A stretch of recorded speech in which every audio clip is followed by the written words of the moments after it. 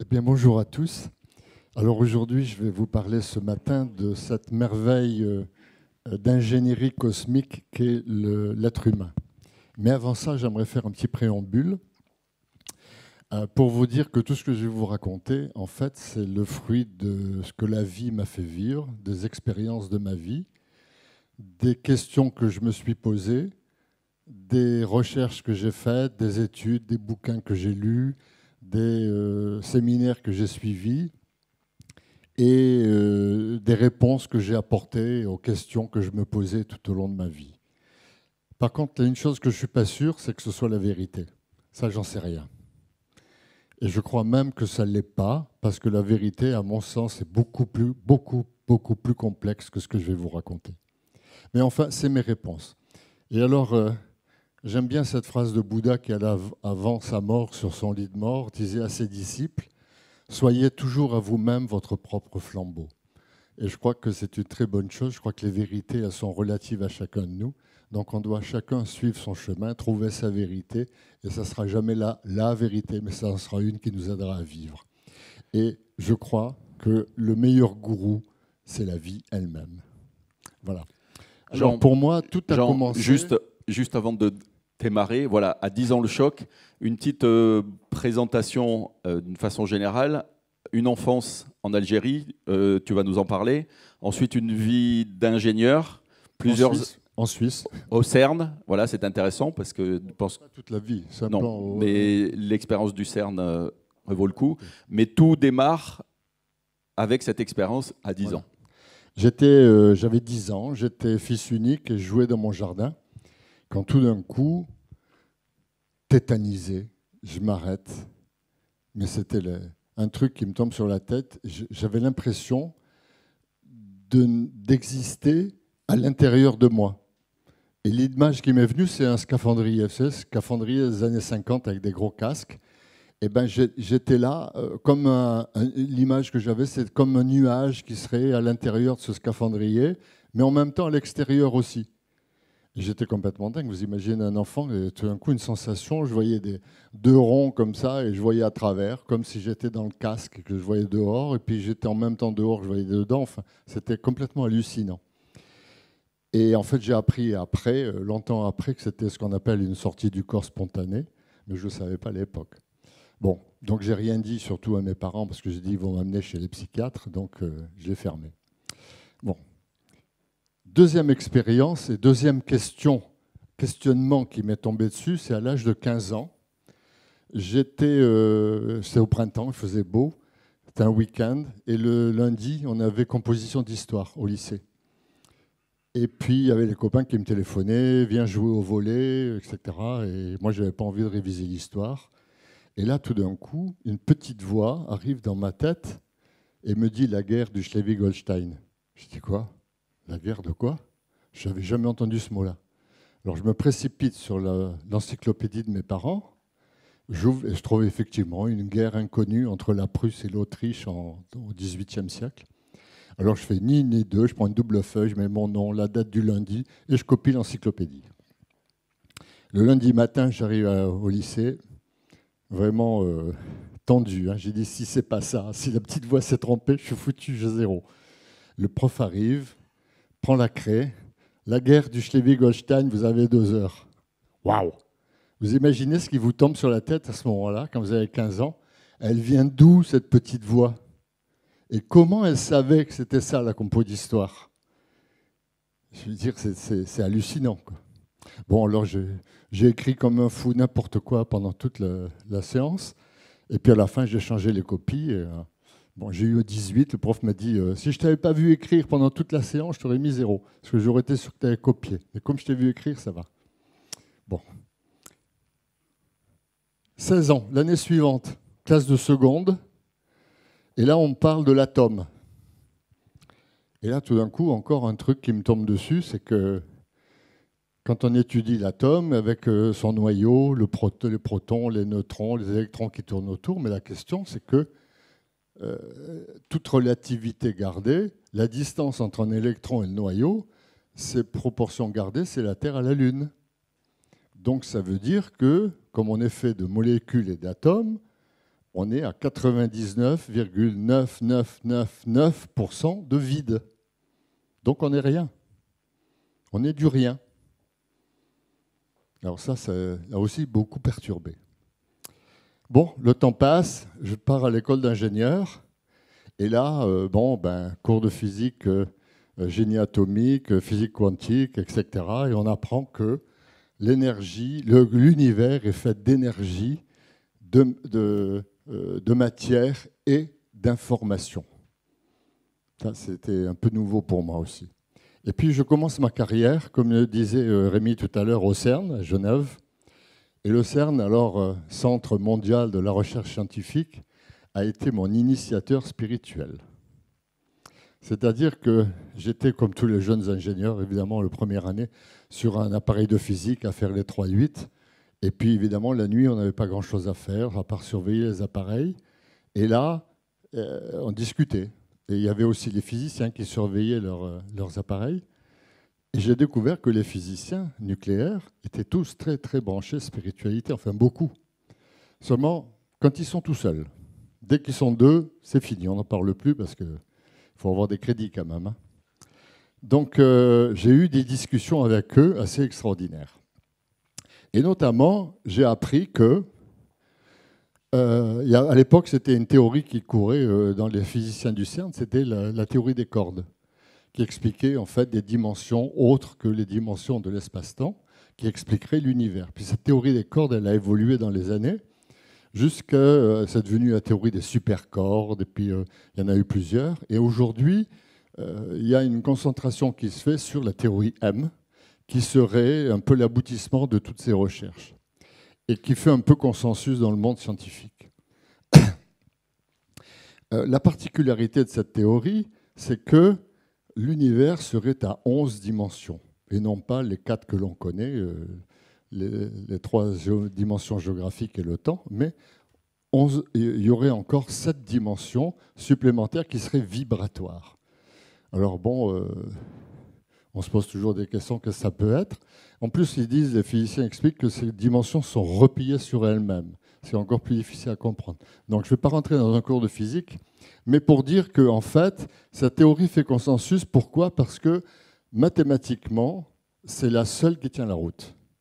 Si on enlève ces dimensions vibratoires, tout le modèle de l'univers, mathématiquement, s'écroule, ça ne tient pas. Donc si on veut vraiment s'expliquer comment tout ça fonctionne, on est obligé de prendre en compte ces dimensions-là. Et c'est ça qui m'intéresse, c'est ça qui m'a interpellé. Et j'ai essayé de voir jusqu'où ça peut amener jusqu'à nous-mêmes. Puisqu'en fait, l'univers est fractal et tout est à son... tout dans l'univers est à l'image de l'univers. Alors pour vous expliquer un peu ça, il y a une expérience que j'ai vu faire au CERN et que tous les labos de physique dans le monde font et qui explique quand même des choses intéressantes. Enfin non, qui montre des choses intéressantes sans pouvoir les expliquer. C'est une expérience qui a été mise au point par Einstein, Podolsky et Rosen, qui étaient 3 physiciens. Et c'est un paradoxe. C'est-à-dire qu'on peut la faire des milliers de fois, on a toujours les mêmes résultats, mais aucune explication. Donc on prend un accélérateur, même un petit, hein, dans les labos, dans les écoles d'ingénieurs, des fois il y en a, un petit accélérateur de particules, on fait sortir le faisceau sur un électroaimant, et en fonction de la polarité de la particule qu'on a lancée, elle va sortir à droite ou à gauche. Donc si je prends des particules A, par exemple de polarité positive, on les accélère dans l'accélérateur et elles partent toutes sur la cible A. Bien. Maintenant, on prend des particules B de polarité inverse. Eh bien, elles vont toutes sur la cible B, évidemment. Mais ce qui est intéressant, c'est que maintenant, on va lancer les 2 faisceaux en même temps. Et voilà ce qui se passe. 50% de chaque côté, de chacune des particules.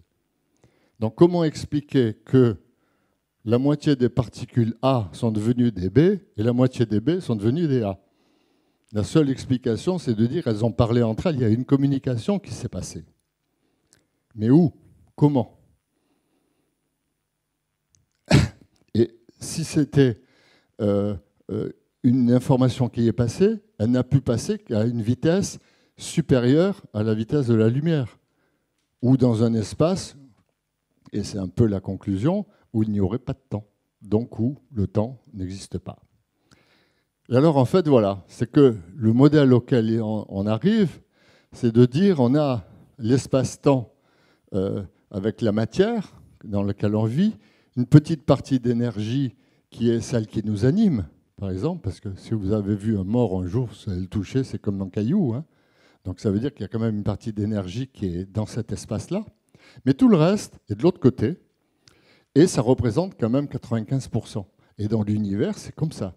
La matière, c'est 5% de l'univers. Tout ce que vous voyez dans le ciel, toutes les galaxies, c'est 5% de l'univers. 95%, c'est ce qu'on appelle la matière noire, l'énergie noire, et on ne sait pas ce que c'est. Donc c'est en dehors. Et donc, pourquoi je parlais de temps nul? C'est que si la vitesse de la lumière est à ce niveau-là, que de l'autre côté, c'est un monde vibratoire, donc il n'y a plus de distance. Et s'il n'y a plus de distance, il n'y a plus de temps, parce que le temps, c'est la dérivée de la distance. Donc le temps n'existe plus. Et voilà pourquoi il y a une communication. Alors, il y a une autre expérience qui explique ça, enfin qui démontre toujours la même chose sans l'expliquer. C'était fait aux États-Unis, la première fois c'est par l'armée américaine, mais ça a été refait après. Ils ont pris sur un cobaye de l'ADN. Ils ont mis cet ADN dans un labo à Washington et l'autre partie d'ADN du même cobaye à Chicago, 1500 km plus loin. Et ils ont stressé en sollicitant l'ADN dans le labo de Washington. Et ce qu'ils ont mesuré avec des horloges très très précises, c'est que l'ADN de Chicago réagissait en même temps, mais au milliardième de seconde près, c'est-à-dire instantanément. Alors que, compte tenu de la distance 1500 km, la lumière aurait mis à peu près 3/10 millièmes de seconde pour arriver. 3/10 millièmes, c'est mesurable. Et là, non, c'était instantané. Donc il y a un peu une démonstration de cette vitesse supralumineuse qui animerait les choses. Et il y a une autre expérience dans le même type à l'Université de Genève qui a été aussi fameuse dans le domaine. Donc voilà, alors j'en reviens à l'être humain maintenant. Je me suis dit, bon, ben, si l'univers est à 11 dimensions, nous aussi. Donc comment ça pourrait marcher tout ça? Alors je pense que quand on lit un peu la littérature dans tout ce domaine-là, on voit tout le monde revenir à l'origine qui serait un champ informationnel, c'est-à-dire un champ d'information, dans lequel ce champ contiendrait, c'est un peu ce que les anciens Indiens appellent l'akasha, ce que d'autres appellent le champ du point zéro, c'est un peu le nom qu'a donné les physiciens actuels qui s'intéressent à ça. Ils appellent ça le champ du point zéro, d'autres appellent la source, etc. Et donc ce champ informationnel serait l'origine de tout. Et nous, là-dedans, qu'est-ce qu'on a? On a peut-être un petit paquet d'informations, une petite partie, une petite étincelle de ce tout. Alors, le problème, c'est que notre existence va devoir servir à quelque chose. C'est-à-dire que cette petite étincelle d'information, elle va devoir s'incarner dans la matière pour vivre des expériences. Et en fait, pour ce faire, elle va constituer un champ énergétique, toujours dans cet espace vibratoire à cette dimension, et qui va perdurer pendant tout le cycle de vie pour nous faire, pour accumuler, disons, l'expérience que nous allons faire dans toutes les vies. Et en fait, le but que l'âme a dans cette incarnation successive, c'est d'aller apprendre, connaître de manière expérientielle ce qu'elle connaît déjà de manière conceptuelle. Parce qu'en fait, l'univers, le champ informationnel, lui, il a toute la connaissance de l'univers en même temps. Et par contre, il faut l'expérimenter. Comme dit Einstein, on ne sait rien tant qu'on n'a pas expérimenté. Alors l'incarnation, je la résume en quelques slides. J'imagine que l'âme, quand elle veut s'incarner, elle va créer ce qu'on appelle une matrice énergétique. Cette matrice énergétique, c'est la partie donc vibratoire de nous-mêmes qui va être constitué en premier et qui va être composé donc de 7 types d'énergies différentes et qui va déterminer tout ce que nous serons dans la vie, c'est-à-dire notre physique, notre mentalité, notre caractère, nos qualités, nos défauts, etc. Et un certain programme, un certain nombre de choses que l'on se propose de vivre dans cette vie pour faire un certain nombre d'expériences. Et puis voilà. Donc, ce qui m'a intéressé, c'est de regarder tout ce qui existait un peu dans ces explications, et j'ai découvert que cette matrice énergétique, c'est ce que Jung appelle le soi. Et le soi, en fait, c'est l'expression de cette matrice énergétique. D'ailleurs, il explique de la manière suivante. Ah, maintenant, je le mettrai dans un slide plus loin. Donc, en fait, quand cette matrice s'est constituée, vibratoire, l'être va s'incarner dans, cette fois-ci, l'espace-temps, et ça donne l'homme. Au cours de la vie, l'homme va vivre des expériences positives, négatives, et à chaque expérience, il va s'enrichir.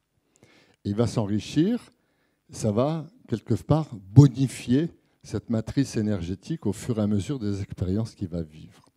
Et à la fin de la vie, eh bien, le corps va quitter l'âme va quitter le corps, la matrice énergétique va se désagréger, et l'âme, elle va pas retenir toutes les petites aventures et les histoires que vous avez vécues dans la vie, ça, elle s'en fout complètement. Elle va retenir la quintessence de l'expérience qu'on a vécue. Point. Et donc, elle va s'enrichir de ça au fur et à mesure. Donc, en fait, nous ne sommes pas un corps avec une âme, mais nous sommes une âme qui s'est fait un corps pour aller expérimenter des choses. C'est le contraire. Et comme l'univers est fractal, eh ben, nous le sommes également. Et en fait, je pense que nous n'avons qu'une seule existence dans laquelle qui est une alternance, une succession d'alternances entre des périodes où on est vivant, des périodes où on est mort, puis on est revivant, puis mort, et ainsi de suite. Un peu comme dans la vie, on a une activité, et puis on a le sommeil, l'activité, le sommeil, l'activité, le sommeil. Tout est fractal. Et moi, je me pose une question, je vous la pose aussi parce que ça mérite réflexion. C'est quand qu'on est vivant? Ici, là, quand je suis vivant maintenant, ou bien je suis mort, enfermé dans un scaphandre, comme j'ai eu l'impression à 10 ans, enfermé dans un corps charnel. Et peut-être que je serai, non pas vivant ici, mais vivant de l'autre côté, quand je serai libre et en dehors de tout sarcophage. C'est une question. Hein.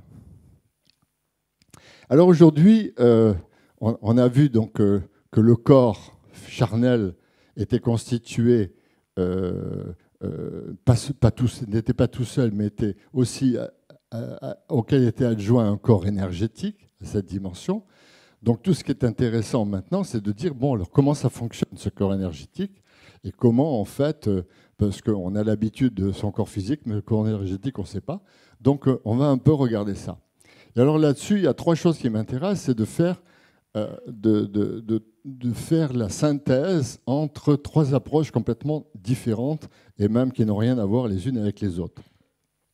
La première, c'est la science des 7 rayons d'Alice Bailey, que j'ai trouvé intéressante, parce que en fait, bon, elle appelle ça les rayons, mais dans les années 20, on ne connaissait pas la physique quantique, donc ce qu'elle voulait parler, c'était des énergies. Et donc elle a mis le mot rayon, mais c'est un mot faux, c'est plutôt un champ. Donc ça devrait être la théorie la science des 7 champs énergétiques, mais c'est cette théorie. Et elle explique en fait que ces 7 rayons sont les 7 forces cosmiques qui conditionnent le tout.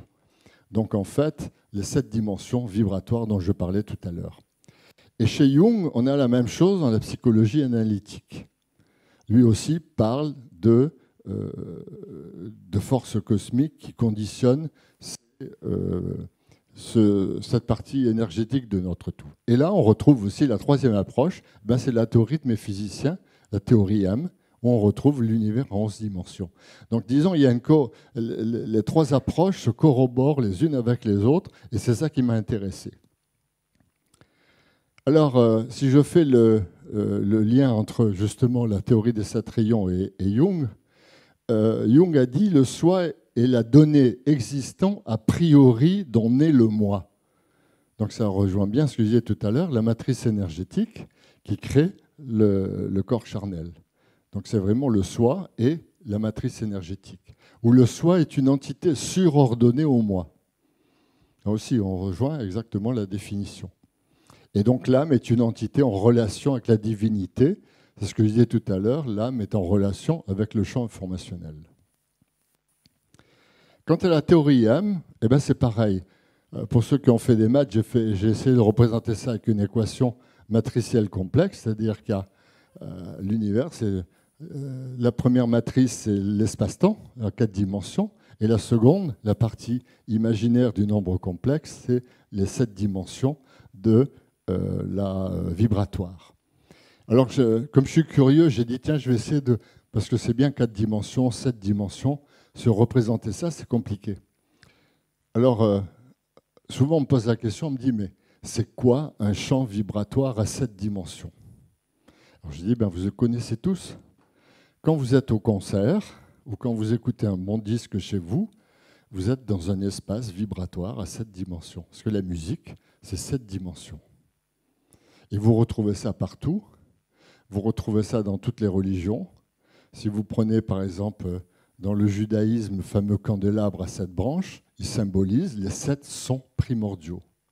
Si vous parlez dans la religion chrétienne, vous avez les 7 sièges, les 7, je ne sais plus si c'est sièges ou trônes, au pied de Dieu. Chez les musulmans, vous avez les 7 cieux. Et chez les hindous, vous avez les 7 vishis, qui sont les Védas de la connaissance. Donc on retrouve ce 7 partout, dans toutes les cultures. Alors je me suis dit, mais alors pour représenter ça, c'est un peu, j'aimerais bien savoir à quoi ça représente. Donc j'ai fouillé un peu le web, je suis tombé sur le Caltech Institute à Los Angeles, qui a mis sur le web des images. Alors un espace à 4 dimensions dans l'espace-temps, c'est ça. Parce qu'en fait, là, ils ont pris un cube de 1 cm de côté, et puis là, c'est bouclé sur 10 secondes. Donc en fait, vous avez un cube de 1 cm de côté pendant 10 secondes, et donc ça peut être que dynamique, effectivement, un espace à 4 dimensions. Et alors un espace à 7 dimensions projeté dans les 3 dimensions, parce que c'est ça le problème, c'est de le représenter dans notre espace. Comme quand vous avez une maison, vous représentez une photo d'une maison, elle est à 3 dimensions, quand vous la mettez à 2 dimensions, ça fait un plan. Et bien quand on vous représente ça, on va le projeter dans un espace réduit. Donc 7 dimensions, ça fait ça. Et là, on retrouve l'idée des physiciens, les énergies sont repliées sur elles-mêmes. C'est là où j'ai dit, tiens, voilà le mot d'où replié, d'où ça vient. Enfin, c'était juste pour le fun, hein, pour dire, parce que c'est amusant. Ça m'a amusé, je voulais vous le faire partager. Donc, je vais prendre premièrement la théorie d'Alice Bailey. Donc, c'est cette force cosmique qui nous conditionne, qui nous font ce que nous sommes. En fait, c'est un petit peu plus compliqué que simplement cette énergie. C'est que dans ces énergies, il y a tout un spectre de fréquences pour chacune de ces énergies qui nous constituent, avec des basses, des moyennes et des hautes fréquences. Et en fait, les basses fréquences correspondent plutôt à des défauts que nous avons, tandis que les hautes fréquences représentent plutôt les qualités. Et donc tout le problème de l'expérimentation et de ce que l'on va vivre dans la vie, c'est d'essayer de faire passer, de faire monter la fréquence, c'est-à-dire en montant la fréquence, de transformer le défaut de cette énergie en qualité. Le meilleur exemple, c'est celui-là. Tous les deux, ils sont très conditionnés, vous le verrez tout à l'heure dans les énergies, par la même énergie. Mais il y en a un qui est resté un peu dans les basses fréquences et l'autre qui est parti au cours de sa vie, qui est monté jusque dans les hautes fréquences. Et ce n'est plus du tout le même bonhomme, mais c'est la même énergie. J'ai d'autres exemples tout à l'heure. Alors ces énergies, les voilà. Il y en a 7. L'énergie 1, c'est ce qu'on appelle la volonté et le pouvoir. C'est celle qui va faire les leaders. L'énergie 2, c'est l'amour et la sagesse. L'énergie 3, c'est l'intelligence active. L'énergie 4, c'est l'harmonie. J'ai mis et le conflit, mais c'est plutôt par le conflit. C'est encore plus intéressant. L'énergie 5, c'est la science concrète. Et la 6, l'idéalisme et la dévotion. Et la 7, l'organisation et le rituel. Alors prenons-les une par une. Non, d'abord, c'est cette énergie, donc la matrice à cette dimension nous constitue, mais avec plus ou moins de certaines énergies. Donc on peut avoir beaucoup d'énergie 1, pas beaucoup d'énergie 4, un peu très moyennement d'énergie 2, beaucoup de 6 et ainsi de suite. Donc on peut avoir une carte pour chaque individu, établir une carte de sa constitution énergétique. Mais on va voir que c'est un peu plus compliqué. Donc l'énergie, pour la résumer, je vais vous dire très franchement, je suis un peu emprunté de parler de ça parce que j'ai mis 5 ans d'études là-dessus, avec Marie qui vous en parlera aussi cet après-midi. Et donc, résumer 5 ans d'études en 20 minutes, là, c'est un challenge, je ne sais pas si je vais le réussir. Hein, mais bon, donc, de toute façon, si vous êtes intéressé après, vous demanderez à Aurore, elle vous enverra le slideshow. Donc, les qualités de l'énergie 1, qui est l'énergie de la volonté focalisée, donc du leader, c'est la force, le courage, la volonté, la fermeté, la largeur d'esprit aussi, et qui fait un meneur d'hommes, en fait. Par contre, ses défauts, c'est l'orgueil, l'ambition, l'entêtement, la dureté, la domination, l'obstination, la colère. Et vous retrouvez ce slide de tout à l'heure. Hein. Vous savez que Mandela et Hitler, c'était des rayons 1, hein, vraiment plein pot. Hein. Ils étaient vraiment conditionnés par ça. Et donc, qu'est-ce qu'on va faire dans toute la vie? Les gens qui sont animés par cette énergie-là, ils doivent essayer, par les expériences et par tout leur vécu, d'acquérir la tendresse, l'humilité, la tolérance, la patience, la sympathie. Ce qui, initialement, n'auraient pas s'ils n'avaient pas ces fréquences suffisamment élevées dans ce domaine. L'énergie 2, alors elle, c'est l'énergie du guérisseur, du diplomate, de l'enseignant, c'est-à-dire surtout l'énergie donc de celui qui va chercher à aider les autres à être au service des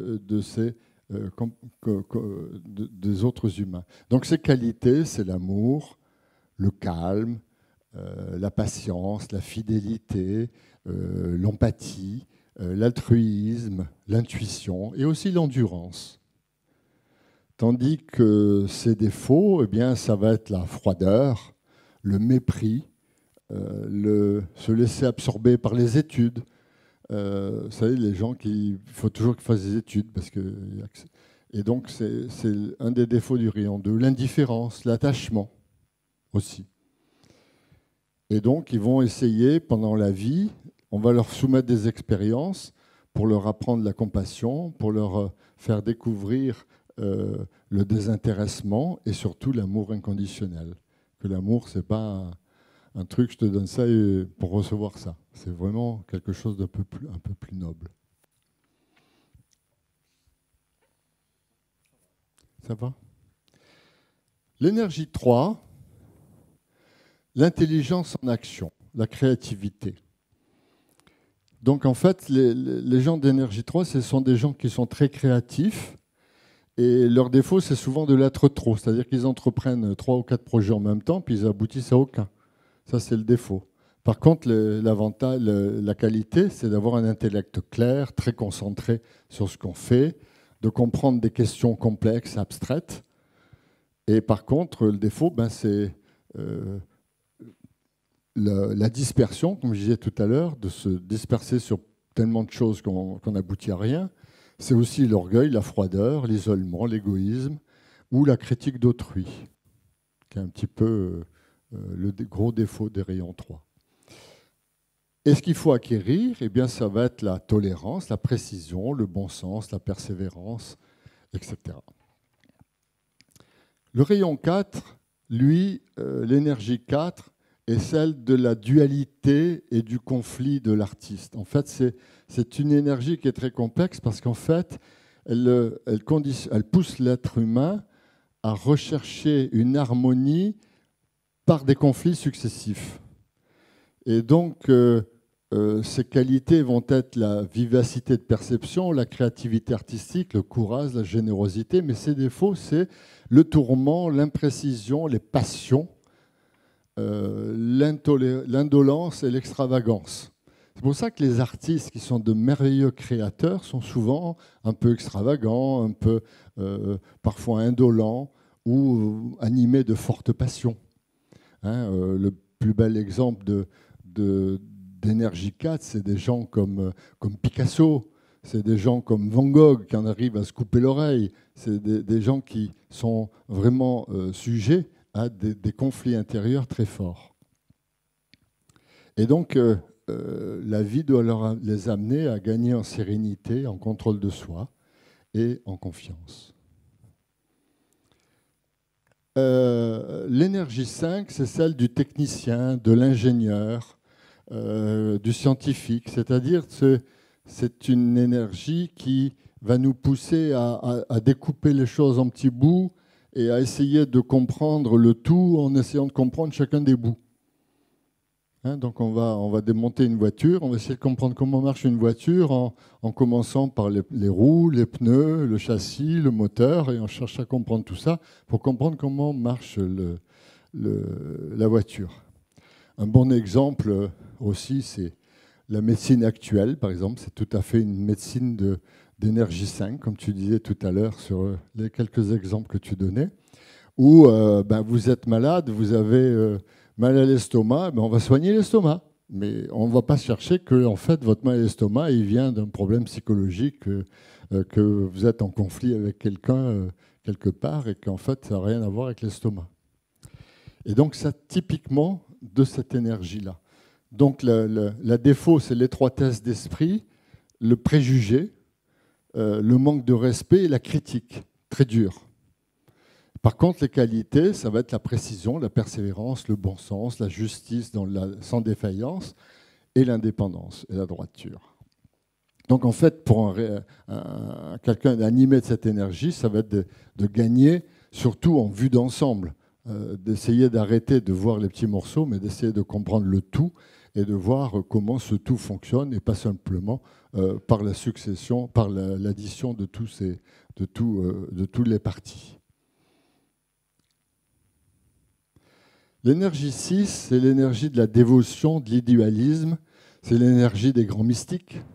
C'est Mère Teresa, c'est les grands mystiques, je ne sais plus son nom, le mystique qui était au Sahara, là.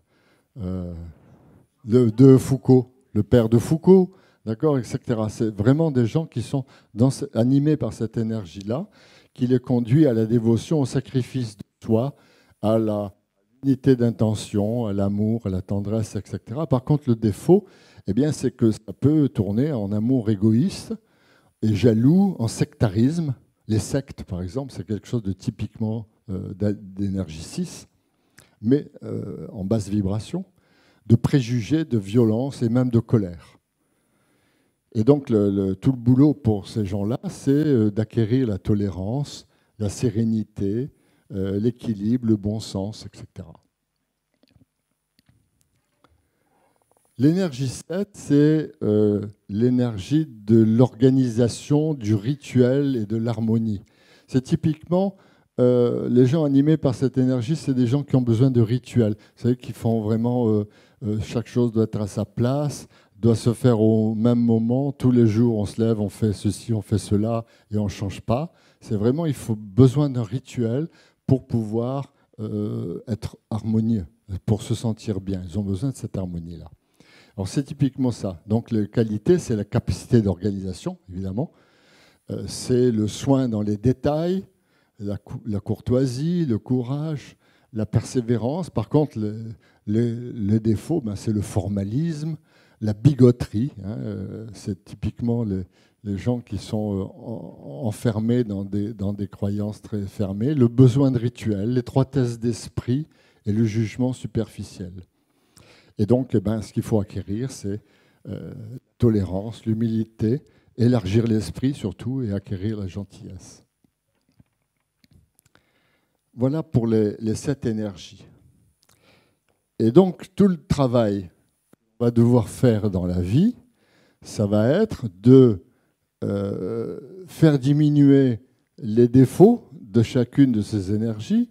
Par exemple, transformer son désir de dominer en qualité de savoir manier les hommes correctement et avec respect.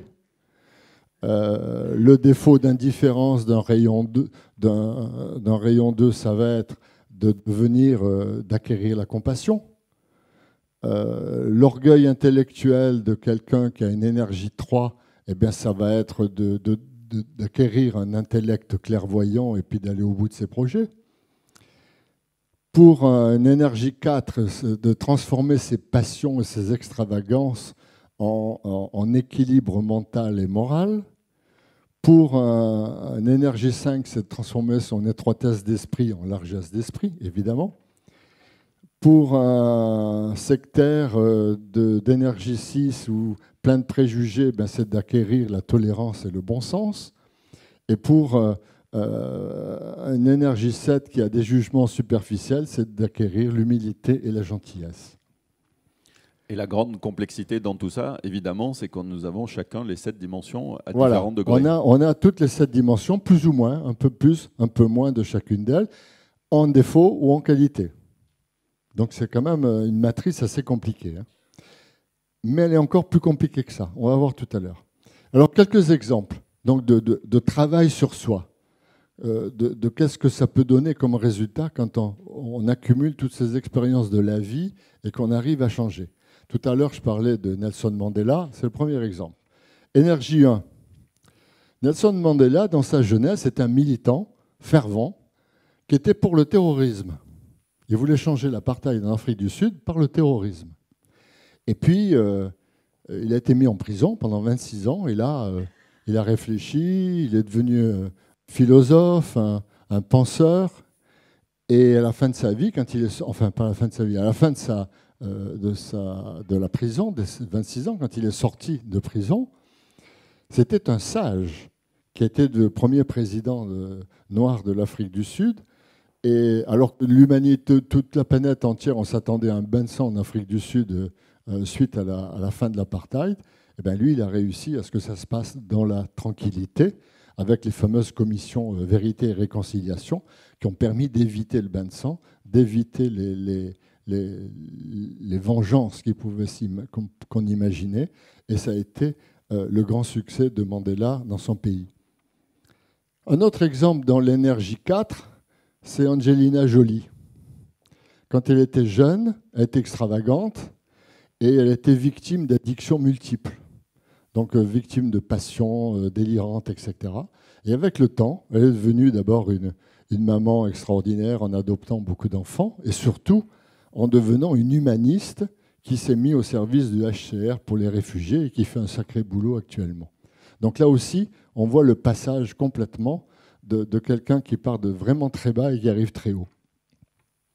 Et le troisième, très célèbre, c'est Einstein, en énergie 3, qui était indiscipliné, qui était étourdi, qui était rebelle contre les enseignants, qui était un élève médiocre. Il y a même un prof qui avait mis « ne fera rien dans sa vie » dans son bulletin, et qui s'est assagi et qui a fini par devenir un des plus grands physiciens du monde. Voilà des exemples. Donc on voit bien, pour illustrer ce travail qui peut être fait au cours. Et ça, c'est que l'expérience de la vie qui permet de faire ça. C'est rien d'autre. Mais là, avec la conscience qu'on doit évoluer et qu'on est là pour apprendre, pour évoluer et pour progresser, pour se bonifier.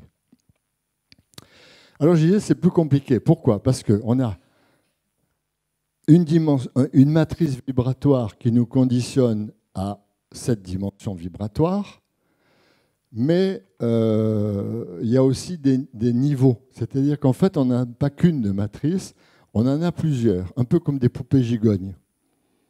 Parce qu'en fait, ça correspond à ce qu'on appelle l'aura. Alors, il y a le corps physique, après, on a un corps éthérique autour. Alors, le corps éthérique, ça, je peux vous le montrer quand vous voulez. Vous voyez, là, je regarde Aurore, derrière sur le mur blanc, eh bien, on voit son corps éthérique. Si vous regardez Aurore sans focaliser sur elle, mais en regardant 1 mètre derrière elle, vous allez voir un aura blanc autour d'elle. Qui c'est qui l'a vu ? Hein, d'accord? Ça, c'est le corps éthérique. Maintenant, bouge, pouf, bouge.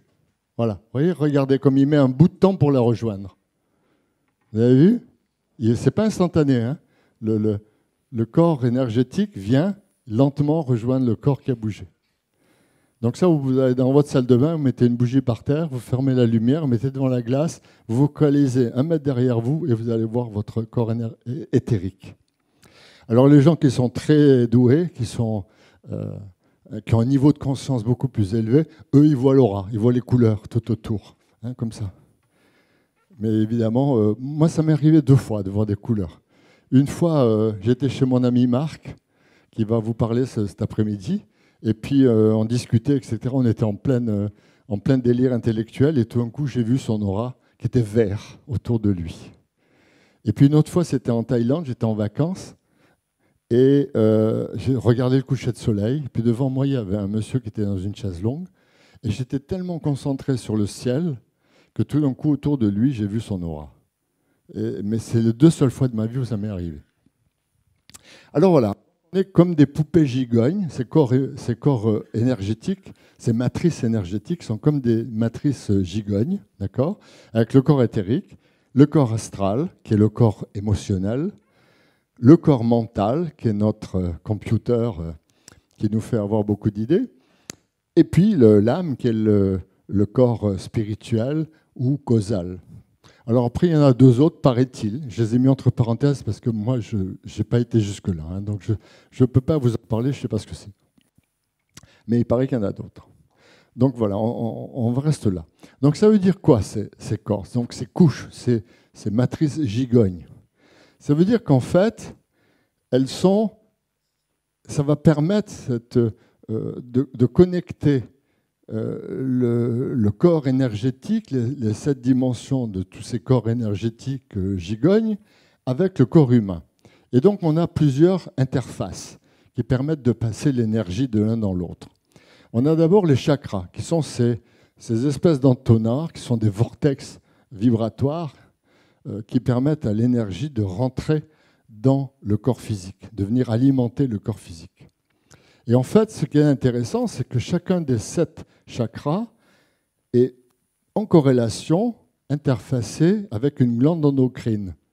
Donc le chakra coronal, c'est l'interface en fait de la glande pinéale. Le chakra de 3e œil, c'est l'hypophyse, la glande hypophyse. Le chakra de la gorge, c'est la thyroïde, en liaison avec les thyroïdes. Le chakra du cœur est avec le thymus. Le chakra solaire qui est ici, c'est le pancréas. Donc il est connecté au pancréas. Le plexus sacré est connecté avec les glandes sexuelles, les ovaires et les testicules. Et le plexus coxylien, lui, est connecté sur les surrénales. Alors, si vous prenez la médecine actuelle, les endocrinologues, ils connaissent parfaitement le fonctionnement des glandes endocrines en sachant quelles hormones elles sécrètent et à quelle dose, etc.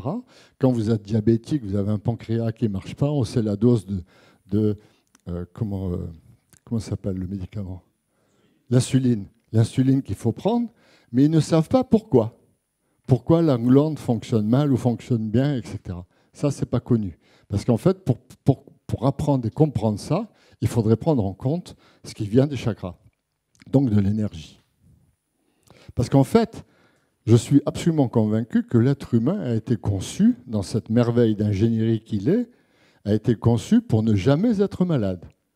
Parce qu'il est tout à fait capable de se guérir soi-même. Et si on est malade, c'est que on ne fait pas ce qu'il faut, quoi, quelque part. Mais ça vient toujours des corps énergétiques, ça ne vient pas du corps physique. Lui, c'est qu'un receveur. Et donc, un autre interface qu'on connaît tous, hein, c'est nos sens. On entend, on voit, le nez nous permet de sentir, la bouche de goûter, etc. Et donc, c'est la connexion avec l'émotionnel qui va permettre aux organes sensoriels de nous transmettre ces informations et de créer des émotions.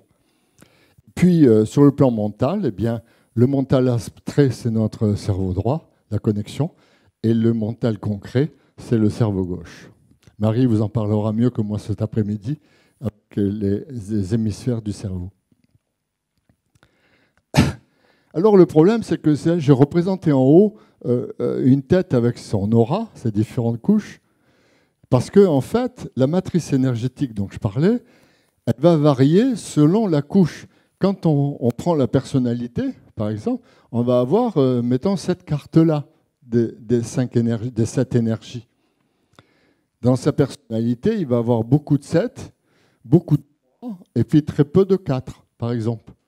Mais si on prend sa matrice énergétique correspondant au corps mental, on a une autre carte énergétique des 7 énergies. Dans ce cas-là, il va avoir très peu d'énergie 4, beaucoup d'énergie 1 et beaucoup d'énergie 3. D'accord? Donc en fait, il y a vraiment une matrice par couche, je dirais, par type de corps vibratoire. Si on prend maintenant le corps émotionnel, on a une troisième carte énergétique qui décrit ça, et ainsi de suite. Donc aussi, on pourrait le faire pour l'âme, et pour le corps physique, et pour le corps éthérique. Alors maintenant, le problème, c'est le suivant, c'est que notre corps physique, on le nourrit.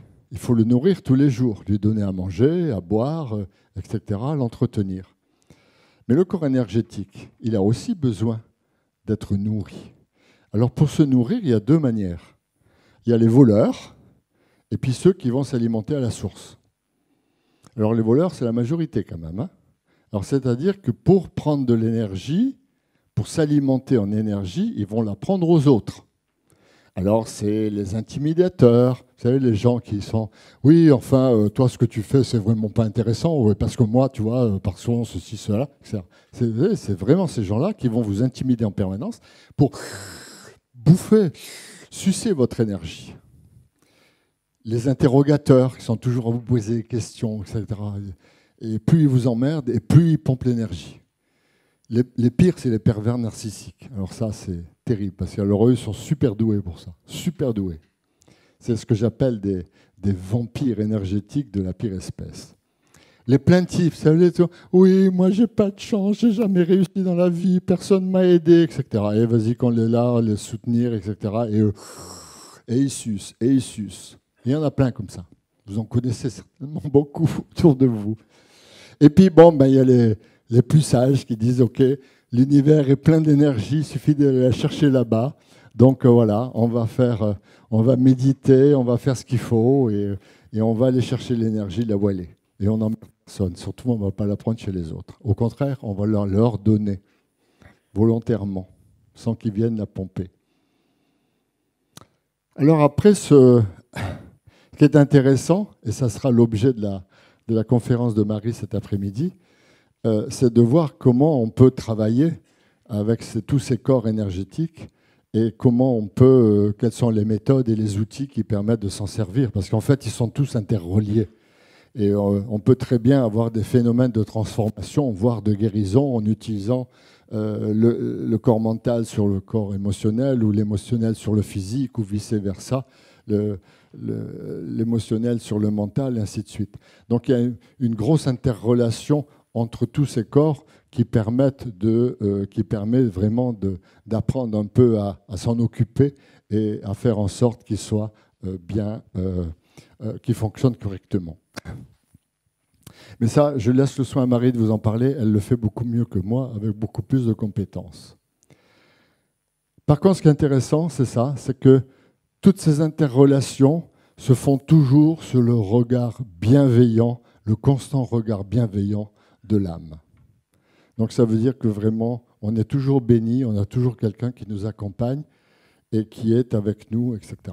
Et ça, c'est un truc que moi, je pratique depuis pas mal de temps. C'est le dialogue intérieur. C'est de parler, moi, là, Jean, dans mon corps physique, je parle à Jean qui est l'énergétique. Et c'est fabuleux, ce dialogue. Une fois qu'on arrive à l'établir, plus on le pratique, et plus il est fort, et plus il est intense, et c'est absolument magique. Parce qu'en fait, on peut lui demander n'importe quoi. Lui, il sait tout, il fait tout. Hein. Mes petites questions, là, avant la compo d'histoire, je suis sûr que c'est l'autre qui savait. Là, hein. C'est pas moi, c'est l'autre Jean. Et donc, on arrive vraiment à une collaboration comme ça, intéressante, et ça rend la vie tellement plus facile. Alors voilà, un autre truc, c'est que cette matrice énergétique qui nous conditionne, on va dire oui, mais alors, et là, les autres, c'est quoi? Alors, par exemple, quand on prend un individu, il a sa propre matrice énergétique, mais il vit en famille, par exemple. Eh bien, la famille, c'est la juxtaposition où toutes les énergies des membres de la famille se fondent entre elles. Parce que je donnais l'exemple tout à l'heure d'une matrice énergétique à cette dimension comme un concert, comme une musique. Eh bien, si les musiques des membres de la famille vont bien ensemble, ça fera de l'harmonie. Mais s'ils ont chacun des musiques différentes, s'il y en a un qui joue du Mozart et l'autre de la musique militaire et le troisième de la musique métal, c'est sûr que ça ne va pas marcher. Hein. La famille va plus être en harmonie. Par contre, s'ils ont des musiques, par exemple, vous savez, comme la polyphonie corse, chacun chante son morceau, mais l'ensemble est extrêmement harmonieux. Voilà, ça c'est une famille où les champs énergétiques des membres de la famille font qu'il y a une harmonie dans cette famille. Mais on peut aller plus loin parce qu'on peut dire, OK, on a un champ énergétique pour la famille. Très bien, avec aussi sa carte. On peut faire la carte énergétique de la matrice familiale. Mais ça va aussi pour les pays. Parce que là, on est en France, on est tous des Français, mais on a aussi une matrice énergétique nationale qui est la somme de nos matrices énergétiques avec le mélange, et avec les harmonies et les disharmonies que ça peut procurer. Et ce qui est intéressant, c'est quand on essaye de mettre des caractéristiques par rapport aux énergies que je vous ai énumérées tout à l'heure et par rapport aux différents pays. Voilà ce que ça donne. La France, c'est typiquement un pays d'énergie 5. C'est le pays de Descartes. On veut comprendre le tout, on le coupe en morceaux. Et on cherche à comprendre chaque morceau. Et après, on essaye de recomposer ça. C'est typiquement, vous pouvez prendre toute la démarche intellectuelle française de l'enseignement, des enseignements à l'université et des recherches, c'est de l'énergie 5. On coupe en morceaux pour comprendre le tout. C'est typique. Si vous prenez un pays comme l'Allemagne, c'est typiquement un pays de rayon 1. Bon, il faut faire ça. OK, l'objectif, c'est ça. On y va et on fait. Point final. Et on ne discute pas.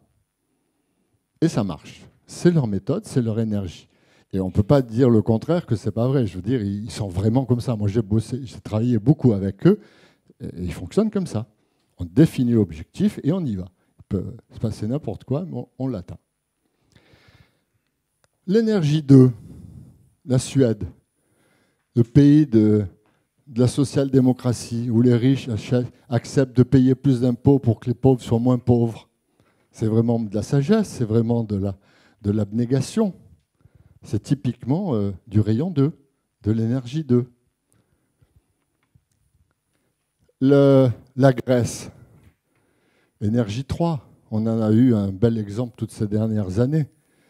Ils ont fait n'importe quoi, ils ont même truandé les comptes publics pour pouvoir avoir des crédits en euros, etc. Je veux dire, c'est les rois du rayon 3.